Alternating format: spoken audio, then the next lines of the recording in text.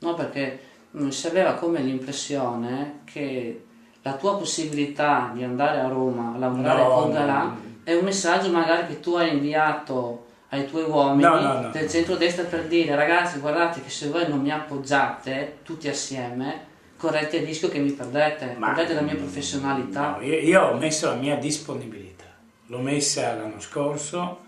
nel 2009, quando per pochi voti praticamente abbiamo perso al primo turno, e vincendo peraltro come lista, e poi invece abbiamo perso al ballottaggio. Io ho ridato la mia disponibilità per una questione morale, cioè nel senso che essendo io stato il responsabile delle dimissioni degli 11 consiglieri, me compreso, che hanno fatto cadere il Consiglio Comunale, quindi hanno fatto decadere il Bertoncello dalla sua carica, mi sentivo, diciamo, nel dovere di riconfermare questa mia disponibilità. C'è stata l'adesione immediata del PDL, c'è l'adesione della lista civica che rimane, che sarà ugualmente presente,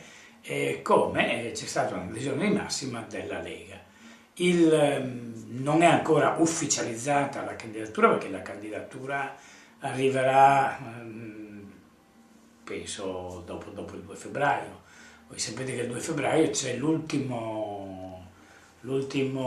livello di sentenza ai molteplici ricorsi che Bertoncello ha fatto, e il 2 febbraio c'è la sentenza, l'ultima, del Consiglio di Stato, che secondo le opinioni degli avvocati non ci sono problemi, dovrebbe confermare quelle che sono state le varie sentenze finora intervenute. Però per, diciamo, scaramanzia la formalizzazione della candidatura la faremo dopo il 2 febbraio. Circa il fatto di questa dichiarazione fatta a Padovano, a Padovano mi ha buttato lì senza che io fossi preparato una domanda, siccome si parla di tante cose in regione, e tra le varie cose c'è anche questo del Ministero, però non c'è nulla di definito, non solo, ma comunque se io dovessi vincere io mi impegno a tempo pieno a fare il sindaco di Portogruaro, cioè io comunque vado in pensione dalla regione, mollo la regione, anche se l'incarico poteva durare ancora, per dedicarmi a tempo